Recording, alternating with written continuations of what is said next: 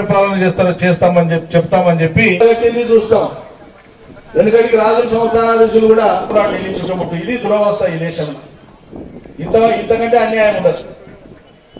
ఒకరు బెల్లగా ఉన్నాం అని చెప్పి మీరు బంధుత్వం అంటే దాదాపు 76-77 కోట్లు అంటే 80 కోట్లు దగ్గర రైతులే ఉన్నారు ఈ దేశంలో. రైతులు, వ్యవసాయం చేసేటువంటి వాళ్ళు, వాళ్ళ మీద ఆధారపడి బతికేటువంటి ఇతర వృత్తులు అన్ని కలిపితే 75-80 కోట్ల మంది ఈ దేశంలో ఉన్నారు. ఈ 75-80 కోట్ల మందికి కేంద్ర ప్రభుత్వం నెలవారీగా ఇచ్చేది లేదు, ఏడాదికి ఇచ్చేది లేదు. రైతులు తమంతట తాము కష్టం చేసి తమ పని తామే వెతుక్కొని, తమ ఉపాధి తామే వెతుక్కొని, తాము పనిలో నిమగ్నమై ఇతరులకు పని కల్పించి ప్రపంచానికి పట్టెడు అన్నం పెట్టడం కోసం 365 దినాలు కష్టపడుతుంది ఈ రైతులంతా. వీళ్ళకి సర్కారు నుంచి వచ్చేదేం లేదు. సర్కారు మహా ఇస్తే ఫర్టిలైజర్ మీద కొంత సబ్సిడీ ఇస్తుంది, అంతే. ఏమిస్తుంది కేంద్ర ప్రభుత్వం?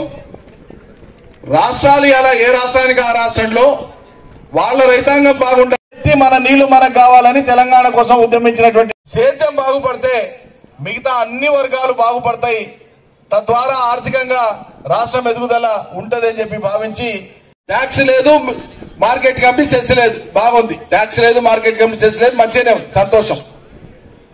మరి కొనేది ఎవరు? వ్యాపారస్తులు కొనాలి.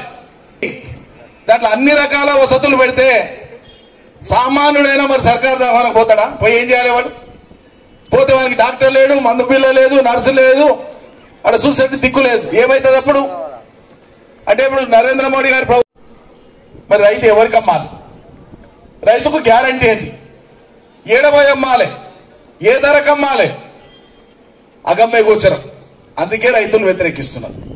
కనీస మద్దతు ధర పెట్టు నువ్వు. దాంట్లో ఏటేటా ఇప్పుడున్న విధానమే కనీసం నీకు ఫికర్ లేదంటే సప్పట్లు కొట్టుకుంటా మొక్కుకుంటా మేము పండిస్తాం. ఆ గ్యారంటీ మరి మా ఉత్పత్తులకు గ్యారంటీ లేనప్పుడు, మేమేం అమ్ముకోవాలో తెలియనప్పుడు, పండించినటువంటి పంట ఎక్కడ అమ్మాలో తెలియని దుస్థితి ఉన్న దీనికి అనేక రకాల ఒడిదొడుకులు ఉన్నాయి. వాతావరణం అనుకూలించాలి, వాన సకాలంలో పడాలి. ఈ ఏడు పడ్డట్లు 3 నెలలు వర్ష పెట్టి వాన పడితే పంటలు రావు. ఒరిపించి వానలు పడాలి, సమయానికి కూళ్ళు ఉండాలి, పెట్టుబడి ఉండాలి. పంట చేతికి వచ్చేటంటే గాలి దుమారం ఉండొద్దు, పిడుగులు పడొద్దు, వాన పడొద్దు, అడవి పందులు తినొద్దు. కోత పెట్టుబడి లెక్కేస్తే ఇగో నాకు వచ్చే రాబడికి ఇది గింతకైతే నువ్వు రైతు అమ్మని ఇప్పటిదాకా ఉన్న విధానాన్ని రేపటి నుంచి కూడా అమలు చేయనికే నీకేం కడుపు నొప్పి నరేంద్ర మోడీ అని అడుగుతున్నామా? సర్కారు నుంచి ఏమని అడుగుతున్నావా? నీవు అదనంగా ఏమంటున్నావా? కనీస మద్దతు ధర ప్రకటించి నీవు ఈ చట్టం లేదా 30 రూపాయల కిలో లేదా 20 రూపాయల కిలో రైతు పొలం కాడని పెట్టు. వాడు ఎవరి నుంచి కొనుక్కపోని నాకేం బాధ. కొనేటువంటి మా రేటు కాడికి ఇస్తే నీ దోస్త్ అయినటువంటి ముఖేష్ అంబానీకైనా అమ్ముతాము, నీ శిష్యులు ఎవరైనా సరే అమ్ముతాం, మాకేం బాధ, మాకేం కడుపు నొప్పి అంటే అది పెట్టారట. అందుకోసమే రైతులు ఇలా డిమాండ్ చేస్తున్నది ఏంటంటే కనీస మద్దతు ధర అనేటువంటి అంశాన్ని ఎత్తేసి రద్దు చేసుకోండి అని చెప్పడం. చాలా అందంగా మాట్లాడండి ఆయన, చాలా బాధాకరం.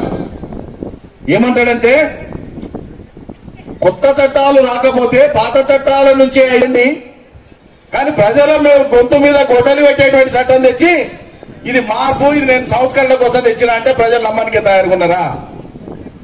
కేవలం వ్యాపారస్తులకు, కార్పొరేట్లకు మేలు చేయడానికి మాత్రమే దొరకాలి. రేపు ఆ దుకాణాలలో దొరకవా ఉల్లిగడ్డలు? వాడు ఏం చేస్తాడంటే హోర్డింగ్ అంటారు దాన్ని, నిలువ ఉంచి వాడు మార్కెట్లో ఎట్లా వదులుతాడు? కొరత ఉన్నట్లు మెల్లమెల్లగా వారికి అవసరాన్ని బట్టి వదులుతాడు. దుకాణం పోయి మనం ఉల్లిగడ్డలు లేవా అంటే లేవు కదా, రేపు వస్తాయంటే మనం ఎదురు చూసే పరిస్థితి. ఇంట్లో ఉల్లిగడ్డలు లేకుంటే కొంట నడవదు.